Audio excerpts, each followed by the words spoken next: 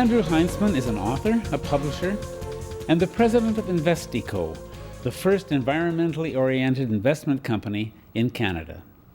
He's the author of The New Entrepreneurs, Building a Green Economy for the Future.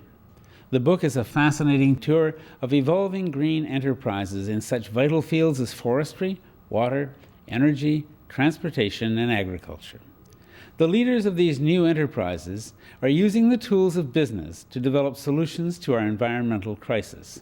They are the new entrepreneurs, people who can foresee the future, people who can not only imagine innovative solutions, but can also mobilize the people and the money to make those innovations happen. Here's Andrew Heintzman. I wanted to start off with a great big question. Early on in your book, you say that Paul Hawken, who I think we both kind of revere, showed that a design flaw in our economic system had allowed capitalism to become wasteful and inevitably unsustainable. Talk a bit about the design flaw, if you would.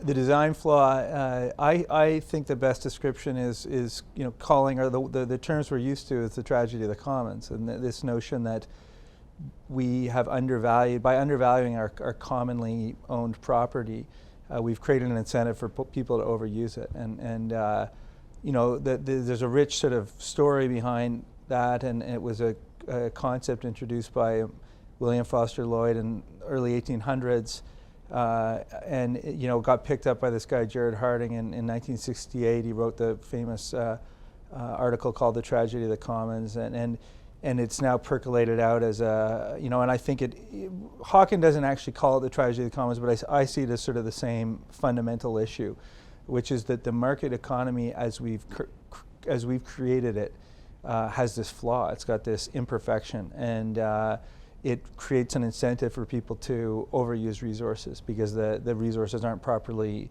costed, and so the accounting system isn't working basically, and so that's, to me, it's actually a relatively simple problem in some respects, and we know what it is, and to me it's the greatest response or caveat to Adam Smith's invisible hand, this notion of a free market economy and creating all these benefits for the participants, individuals in the economy. The tragedy of the commons is the greatest pushback, and it's the one we have had the greatest trouble in remedying, and so that, to me, that's kind of the starting point for my whole way of seeing this challenge, both in terms of the role of the entrepreneurs and the roles of governments in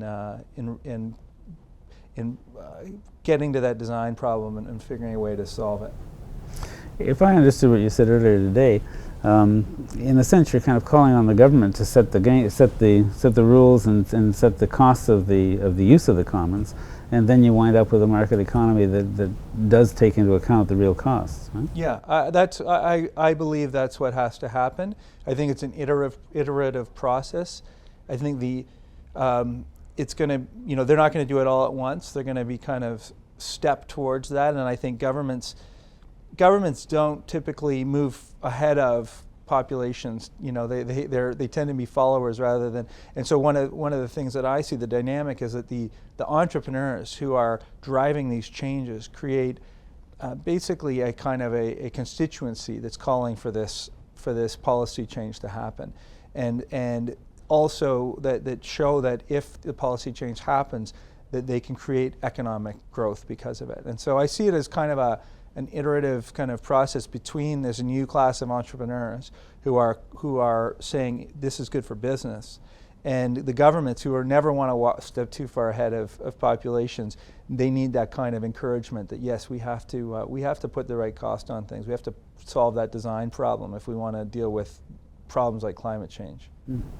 All of which seems to underline something else that Hawken says, which is that the only institution that's sort of big enough, strong enough, nimble enough, innovative enough to actually drive these changes is business, right? Mm. I think that's right. I think it's also what the quote I used at the end. We've never tapped father profit. We've talked about Mother Nature, but never father profit. And I think I've come to the conclusion that capitalism is a potentially great instrument, a great powerful instrument for change. But the problem is it's sort of under-evolved. We've let it. We haven't let it fully evolve to a point where it actually can resolve these problems because of the design flaws that we're talking about. And it's a bit why I favor a carbon tax, just to dive into one example, because I think it's actually a relatively simple instrument. And I think what policy makers should be looking at are what are the simple instruments that push this system in the direction that it needs to move in, and ways that don't that allow the market economy to express itself once those costs are put in place. So I'm a real advocate of those kinds of things that can be gradually introduced and built up over time, so you start to send the signals, because I think that allows the entrepreneurial zeal of the market economy to really have its profoundest influence and effect. When you do that, when you set some constraints on, and you set up a carbon tax and you basically make the box a little tighter around the entrepreneur responds with innovation, yeah, and responds very often with dramatic increases in wealth. Mm-hmm. Well, I talked a bit about the Porter hypothesis, and I'm always surprised that more people don't know about that concept, that there's a thing called the innovation effect, and if regulation can be imposed in certain ways, it actually creates economic growth through innovation. And I think it's a really important principle, because people I think they have to believe that when we impose environmental costs on the society, it's not to our economic detriment. I mean, I think if we always let the environment and the economy, be sort of costed against each other, the environment will always lose. So we have to change the nature of how we think of it. And I think there's now ample evidence that putting those constraints on creates innovation. And in resource-based economies like Canada, it's critical to have that innovation be expressed. So I think hopefully over time people start to see, yeah, this is actually good for our economy. This is how we grow. Mm-hmm. Which relates to another point that comes from your talk earlier today, which is that there's a whole bunch of things that have sort of flipped upside down in the transition we're now in, and one of them is that our original thought was resources were essentially endless. Right. And now, even in Canada, we know that they're not.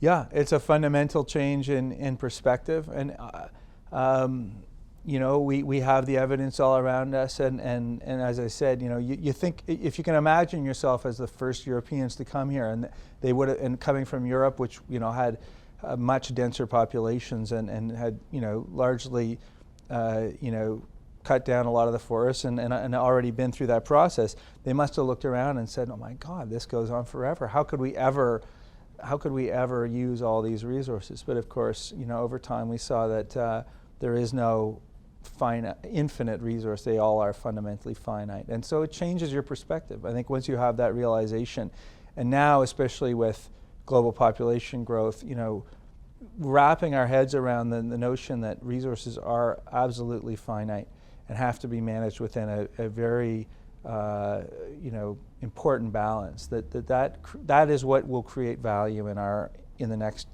century. Those who can really appreciate that insight and create businesses around that insight. I believe that's where a lot of value will be created. It's almost as though Mother Nature is putting a box around our situation, and that's forcing us to be innovative. I think that's right. I think that's I think generations, assuming that we figure this all out, will look back and say this was a complete anomaly. I mean, basically what happened is we discovered hydrocarbons, and we created some fancy tools, and then we had this sort of wild, explosive growth.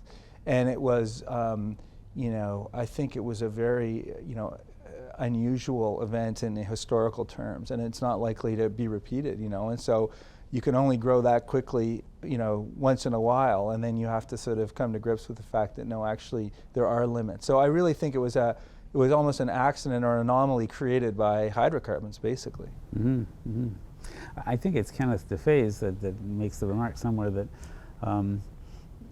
that the hydrocarbons are a one-time gift that allowed us to lift ourselves, to another whole plane of existence, but we've now got to be clever enough to figure out how to stay there. Yes. When the hydrocarbon gift is pretty much gone. I like that framing, actually, and I think it's important too that environmentalists such as myself and others don't forget that it was a gift. I mean, we sometimes tend to talk about it in terms like, this is all bad news, and let's be frank, people are living better today, I believe, than they have in historical times, and we So we can't turn our back, I think, on the notion that there has been a lot of benefits to the way we use energy, but now we have new challenges to deal with it in the future.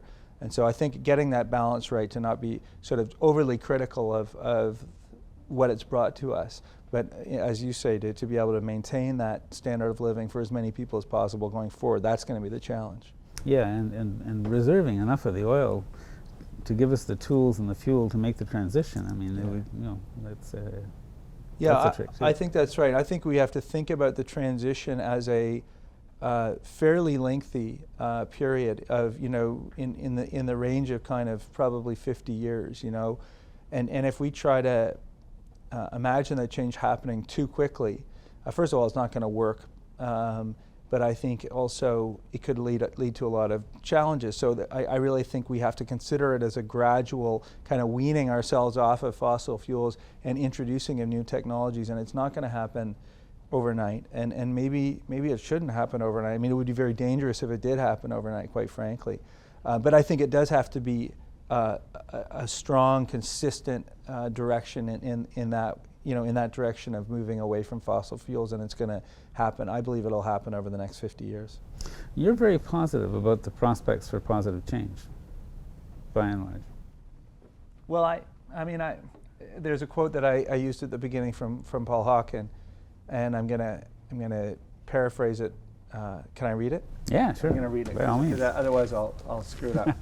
But that's a fantastic book. That The Ecology of Commerce. It is right? a wonderful book. It totally changed my perspective. But this is from Paul Hawken at a commencement address. He says, if you look at the science about what is happening on Earth and aren't pessimistic, you don't understand the data. But if you meet the people who are working to restore this Earth and the lives of the poor, and you aren't optimistic, you haven't got a pulse. And that's kind of how I see it. And I have this wonderful gift of being able to spend most of my days with innovators and have tremendously exciting ideas about solving a lot of these problems. So I'm kind of infused with their enthusiasm for what is possible. And the other thing I'll say is, I actually don't think the problem is that hard to solve. I really do think it is at bottom level, it is an accounting kind of problem. It's a problem of putting the right price on things. And so the hard part, I think, is convincing enough people that this is the direction we've got to go in. If we get convinced that it is, as I believe, the right direction to go in, then I think the rest actually will happen relatively easily. And so I kind of hearken this to, for me, this movement is, the comparison I often use is you may have read a book called Bury the Chains about the end of the British slave trade, which was a 50 to 7 year process to, different in the sense that it was more of a kind of overtly moral issue, but similar in a lot of senses of moving an economy dramatically away from something on which it was highly dependent. In that case, slavery was the fundament to the British economy, and this process of moving it off. And I think that we have, if we set it as a 50-year goal, we have the means to move the hearts and minds of enough people that we will start to see significant progress on this issue. And you've seen, you actually give some examples of some quite spectacular changes that have taken place at a social level. Like Japan, for example, you mentioned Japanese oil consumption went down from 5 million barrels a day in 1973 to 4 point something today. Yeah. And at the same time, the economy doubled. Yeah. Well, there's this notion that economic growth must be correlated one-to-one with energy consumption, I think, is provably wrong. There's all sorts of examples where we can grow our economies and not necessarily grow our energy use at the same rate. And we know that innovation applied to things like the efficiency of how we use energy has tremendous potential. So for me, there's no inconsistency to economic growth and reduced use of energy, or at least greenhouse gas emissions. I mean, I think those are now it does open a fundamental question I was asked today. supporting economic growth for the sake of growth. And I think you could probably make another argument that maybe we don't need maybe the goal isn't really economic growth in the end, it's healthy populations, and I would potentially be open to that analysis. But the fundamental point is if we plan this right, we can have healthy societies with high standards of living and ever lower uses of energy and, more importantly, greenhouse gas emissions. I believe that's eminently doable. Yeah. One of the questions we never asked is, what's the economy for? You know, what is the purpose of it, and what is our real objective? I mean, we tend to take it as if economic growth in itself was an objective, but it really is a tool. Right. And it's a tool towards human happiness, and maybe we ought to be thinking more about the end and less about the means. I agree. I think there's a writer called Peter Victor. I'm not sure if you know him. He'd actually be worth interviewing, and he writes at a University of Toronto, and he's got a book. I think it's called Slow by Design, I think is what it's called, and he basically looks at economic models that don't include growth, but are very attractive for a variety of other reasons. So he's sort of getting off this idea that we have to grow at X% a year to be a healthy economy, and saying no, that's not the case. Let's look at it another way. Let's look at how do we create, the right kind of society, and then look at different models and you don't have to have growth to achieve that result. So I think that's probably true. Yeah, I mean, I grew up in the 1950s. I think the economy was a fifth of the size it is now, and we lived very well, and in some respects better. Sure. Yeah.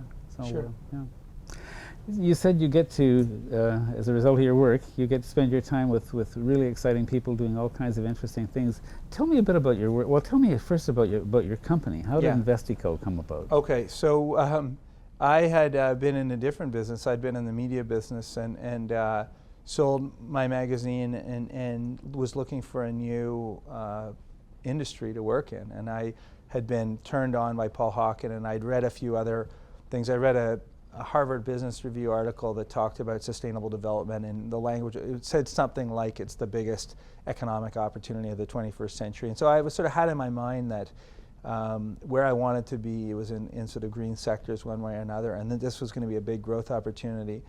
And I didn't have a background in financial services, but I had a real instinct that the funds that were being offered to Canadian investors were not really tapping this opportunity fully, and that if you looked at the ethical funds or the green funds, typically they would own banks and telcos and insurance companies and resource companies, and they would basically own the Toronto Stock Exchange or whatever the exchange was. And what they were doing was they were filtering out what they considered to be kind of negative, morally dubious sectors or companies for whatever screen they were using, but it was kind of a negative screen approach.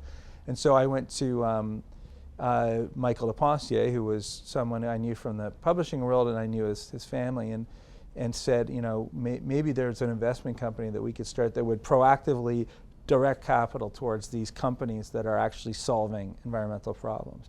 And that was a new idea in Canadian investing, and so we decided to start such a company, and we looked at where we would focus it. Would it be very early stage? Would it be investing in public companies? And we kind of determined there was a space that both we had some skills in, and also that was underserved by the market, and that was what we call expansion capital. So it's basically companies. They typically have some revenues, they have a product, they have a management team, they've got a few years under their belt, so they're not pure startups, but they need capital to grow, and they need equity financing. They're not going to get financed by a bank.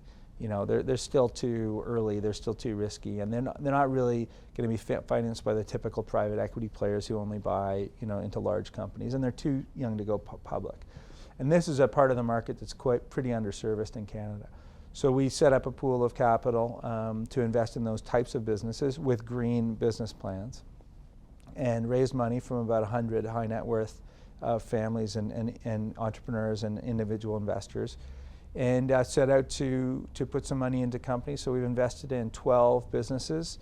We're active investors, so we sit on the boards. We're involved strategically in the development of the company, which is probably the part of my job that I enjoy the most. I really love being part of a growing enterprise and working with management and figuring out how we're going to accomplish what we want to accomplish. And we look for opportunities to grow these companies and then return the capital through, IPO or getting bought out or various ways that we're going to try to, get our capital back to the investor eventually after we've grown the companies and the portfolios up. So we've been at it we started investing in 2004. We just had our first exit in the end of last year, which is the first company that we'd put money into that we actually successfully sold and got out of. And we have 11 portfolio businesses. They keep us very busy, working with management, and we'll get pulled in when there's a change in management, or you get kind of active at different times with the different companies, and they're all living, breathing dramas with some are doing wonderfully, some have challenges, and so it's a very kind of a complicated but exciting terrain to be in, and that's the work I do and what I really enjoy to do. It must feel good to go to work in the morning. I mean, this is a pivotal moment that you're choosing in the life of the company, right? Yeah. This is really a make or break moment for it. It's definitely dynamic. You can have companies can do really well, and they can really have troubles, and it can happen really quickly. They tend to be, it's volatile for sure. Yeah.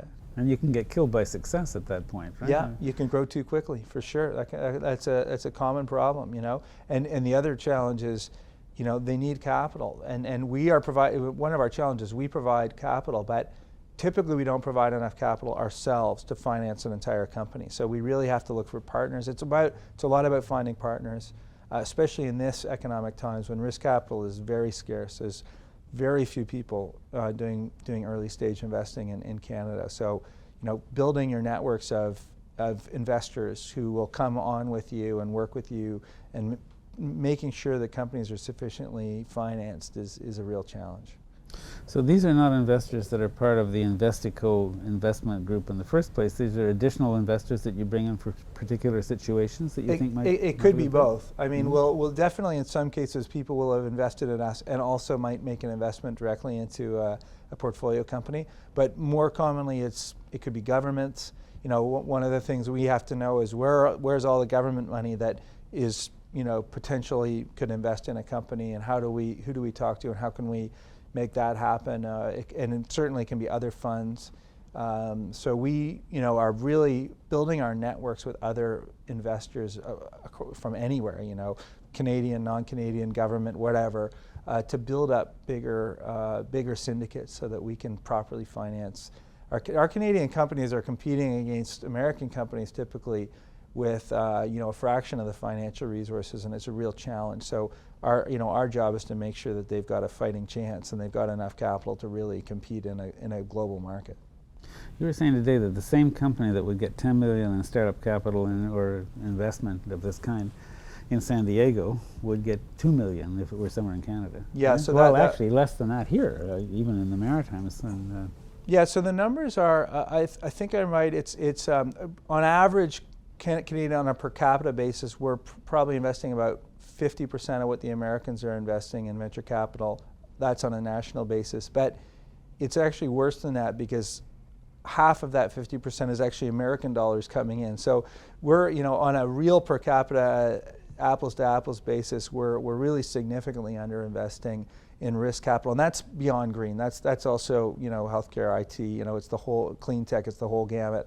But it's really felt very strongly in this kind of green marketplace, because risk financing is critical for these industries, and there's a lot of reasons why this happens, and I think the Canadian governments have to really wrestle with this question, because we're going to struggle to have successful innovative companies until we figure out a way to finance them properly.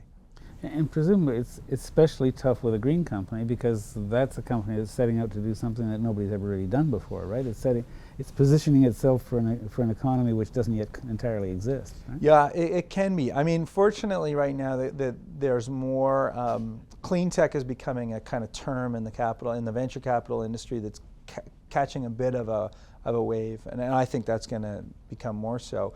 So, they've got a fighting chance, but if you're a Canadian entrepreneur, you've got you got to really hustle to raise capital, and you've got to be willing to go to friends and family. You've got to be willing to go to the U.S. You got to be on planes. You really have to be looking far and wide for capital to fund your company right now.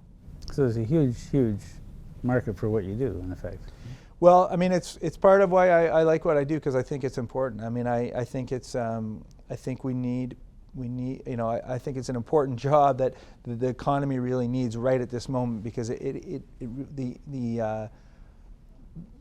need for innovation is great, and the supply of capital is small, and so it's important that we find those great companies and make sure they're properly financed, and that they're and also that they that they run themselves well, because they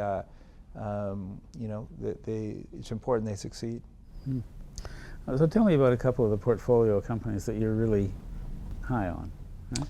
Sure. Well, I'll talk about the last two investments we've made, maybe because they're fresh in my mind.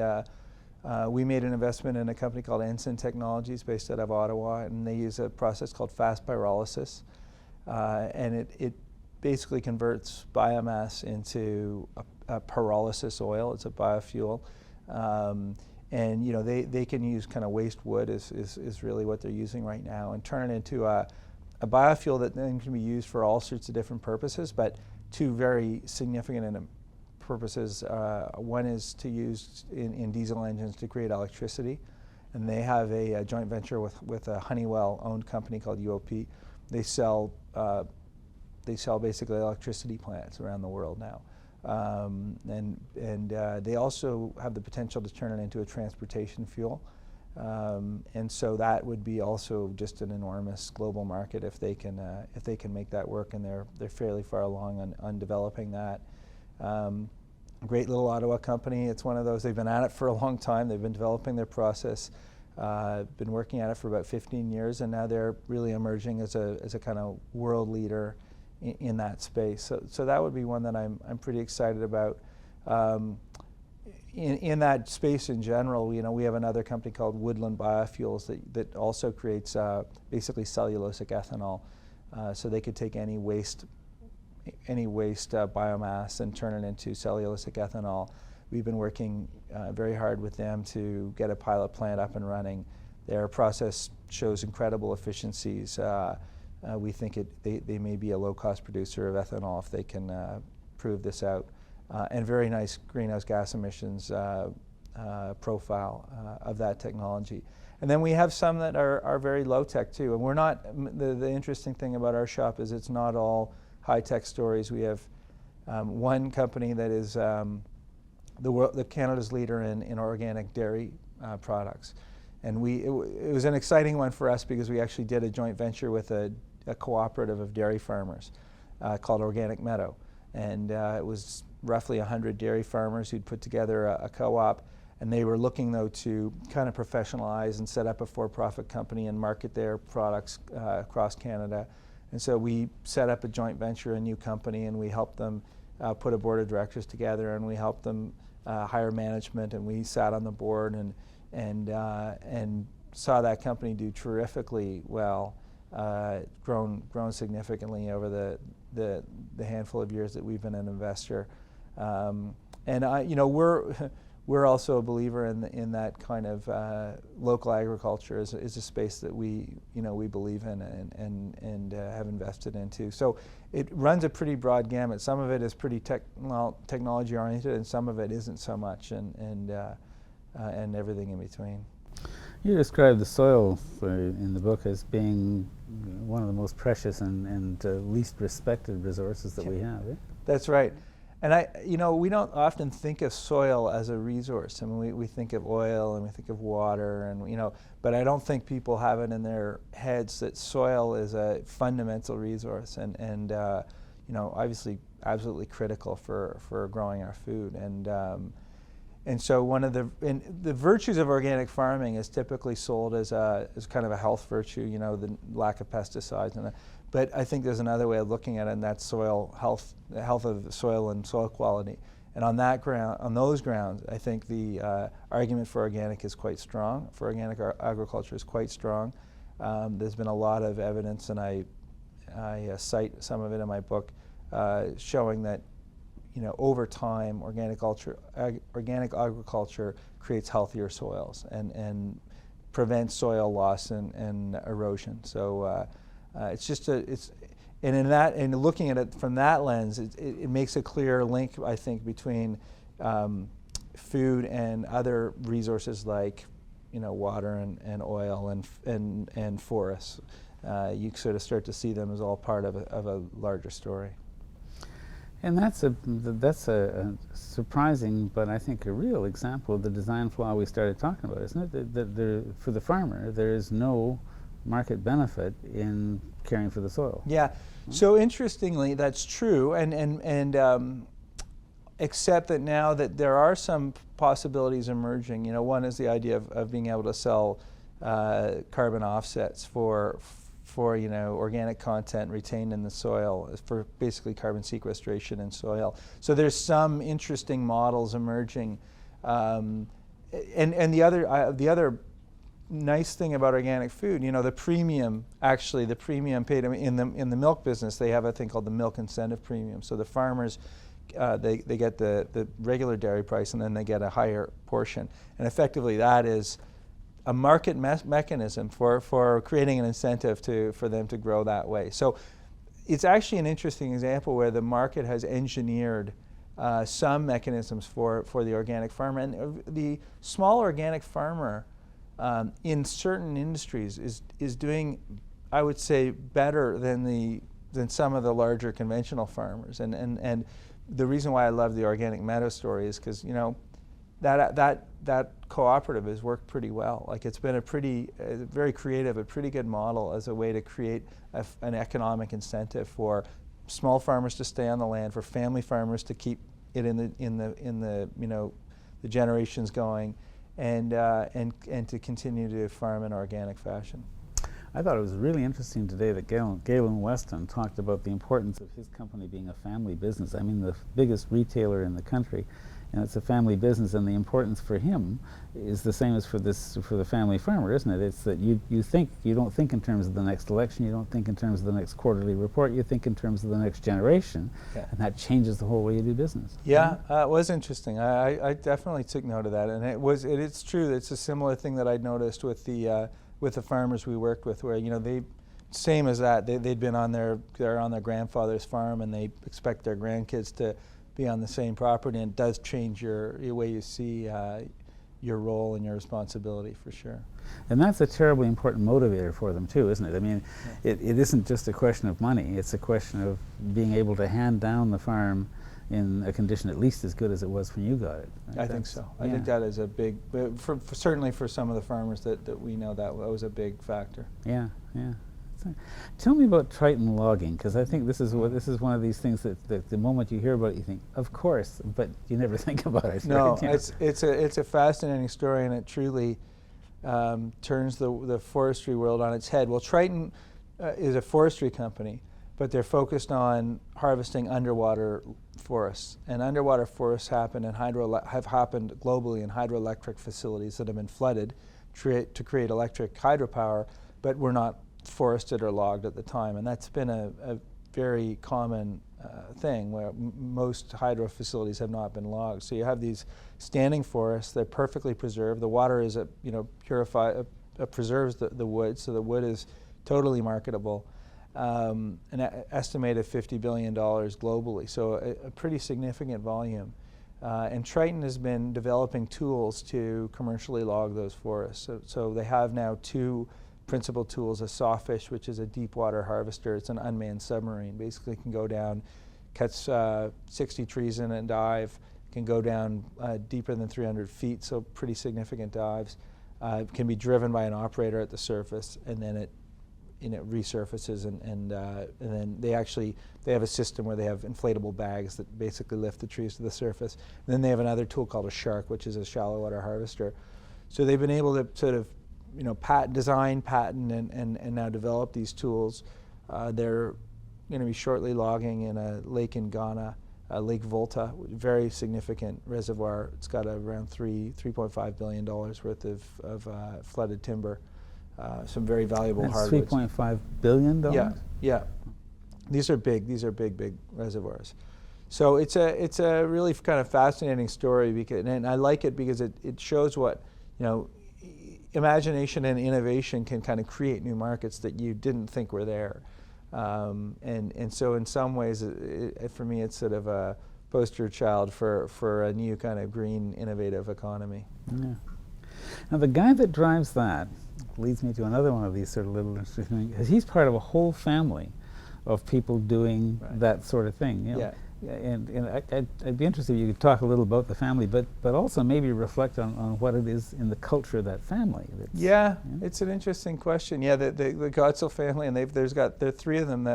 Chris, his brother Jay, his father. They're all involved in various green businesses, and the father's working on a low flow hydro project that is looking at taking all these old, these old dams that used to provide a lot of our power for our mills, and then got kind of disbanded or disused and fell into ruin and repair. He's wanting to bring them all back online, and he's got a tool to do that. It's just a small turbine basically that works for a low head application, and he believes there's a fairly significant amount of power just in Ontario in those old mills. And then Chris is the founder of Triton Logging, and his brother Jay is working on a technology that is kind of like, it's a plane. He calls it the solar ship. It's a combination, it's a hydrogen, not powered, but lifted, helium inflated plane that can be powered by solar power. So and I haven't actually seen it fly, but apparently he's got a working prototype. So anyway, the family's got some great, creativity and design interest, and I suppose it was. I'm guessing that the father, instilled it in his children, and they. They sort of drank the Kool-Aid, and now it's funny you should say that, because it's not, my brother's also in this business, so he does bullfrog power, so we obviously had something in our water too. So, but I think certain families have that instinct for whatever reason, that the virtue of looking for business models that can solve ecological problems, and that is probably something that does flow through generations and through families in some respects. Yeah, my next question was going to be about you and your brother, actually, and about what was in your Kool-Aid. Yeah, exactly. And it's partly it is, these ideas get passed back and forth, right? So the Ecology of Commerce was really a book given to me by my brother when I was in 1995-ish, around there. So it's the fact that, once someone in the family gets this idea and they get kind of fixated on it, they're going to often sort of, bounce it off the others, and then it sort of ricochets around. So, my brother and I have definitely done that through our careers, traded ideas and sort of fed off each other's interests, and it spawned, mutual interest in each of us. There's some really interesting sort of little loops here that kind of go through that. Like you've got several businesses that you're involved with that involve generation or power generation or new fuels or energy companies, basically. He's in an energy business. Yeah. And so are the Godsals in that sense. But then that brings us around to something like the electric car, which is, I think, is something else that you have a pretty strong feeling that that's the direction in which we're going.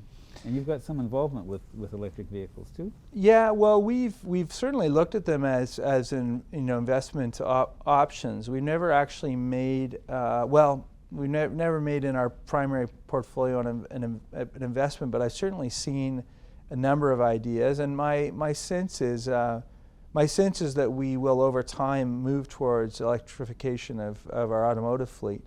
I don't know exactly how quickly. I suspect it will go through the path of plug-in hybrids, which I think have a lot of, and I mentioned the plug-in hybrids in the book a bit, but I think there's the virtue of plug-in hybrids is you give the consumer gives up nothing in terms of the distance they can travel. It's just an advantage, and I see it as a step towards electrification.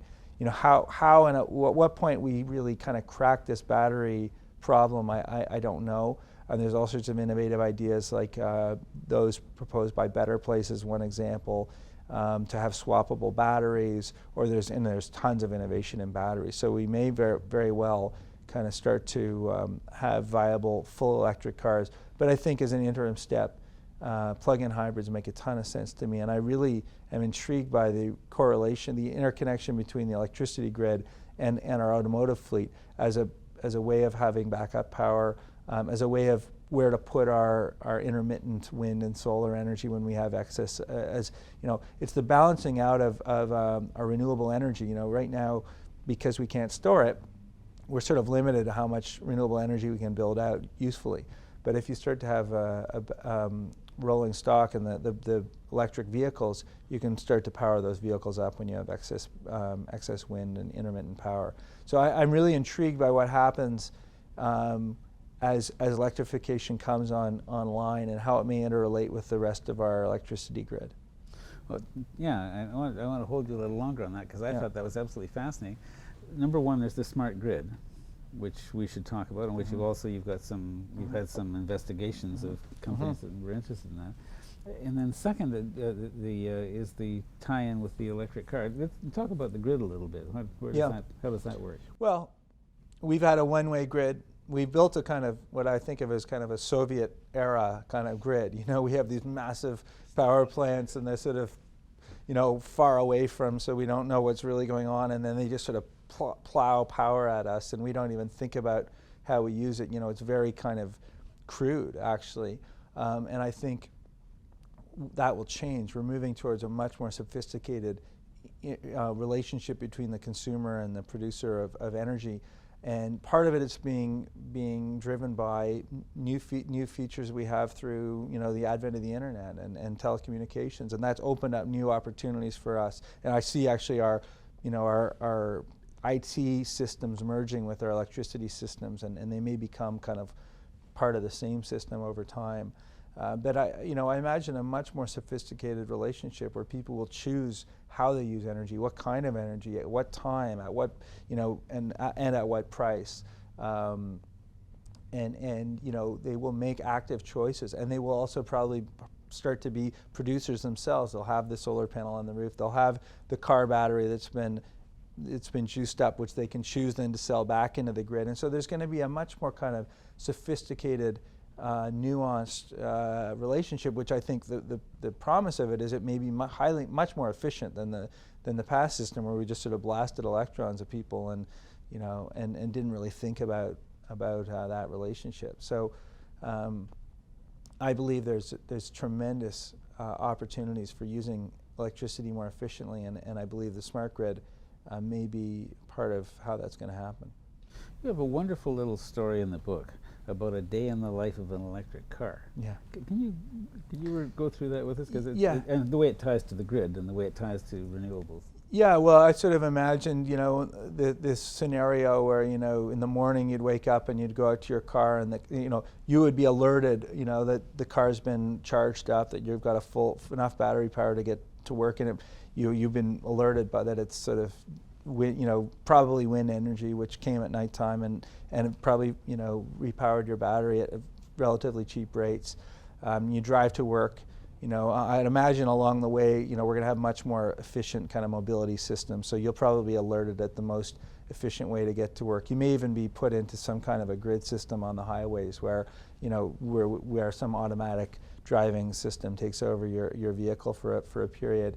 But once you get to work, you know, you would plug into a terminal, and then you would get notification throughout the day if you wanted to either buy or sell electricity back in from your car into the system. Or you'd probably, more realistic, you'd probably set it and said, if it hits a certain price, you know, sell power from my electric car and I'll buy it back at another price. So you're kind of constantly arbitraging the price, and the utilities are relying on this. It's basically effectively a resource to, and you know, this could all be enabled through BlackBerries or through your internet. And at the end of the day, the car would make sure, you know, it would be alerted where you were driving if you're just driving home, it would know exactly how many electrons you would need for that trip. So it would make sure that you had sufficient electrons, and then you would, come home. So I sort of imagining this, it's a interrelationship between the car, the electricity system, and your information systems, your BlackBerries and your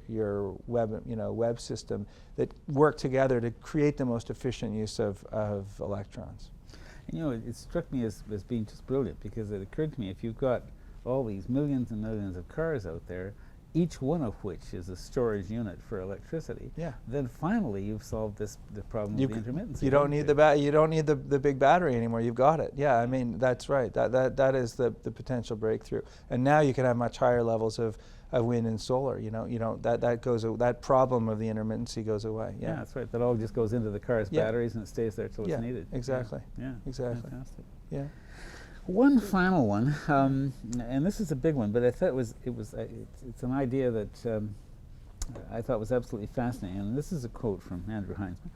Capital often moves in thematic waves, interspersed with recessionary periods when the excesses of the previous wave are digested and the seeds of the next are sown.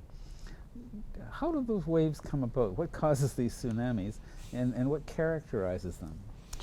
Well, that's a very interesting question. And first of all, so this is a thesis that our company, and I would actually, and I think I have a footnote too, giving some credit to a guy in my office called Greg Payne, who I've worked with on some of these thoughts, and we've worked together on this in our business. And I think, but there's no question that capital does have these thematic moments, and the classic one is the investment in digital technology and the internet through the 1990s. And it was just clear, if you lived through that period, and especially if you were in one of the centers where the innovation was happening, it sort of took over.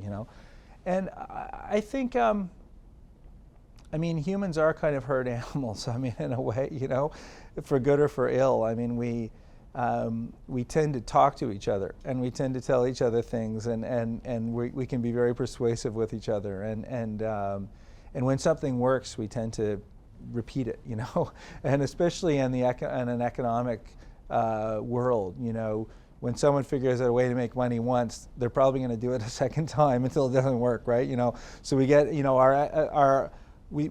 have these complex infrastructures to economic infrastructures, banks and investment banks, and they tend to get something at work, and then they tend to kind of keep going with it, and until it kind of blows up, and then they look for the next trend.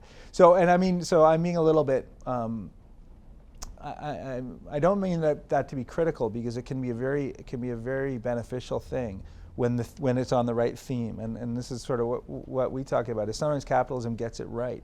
And we would say the 90s and the investment in fiber optics and building out the internet, and this is an example of capital getting it right. Like, a lot of productivity got created, and actually it's productivity that we can now harness for this next wave of innovation.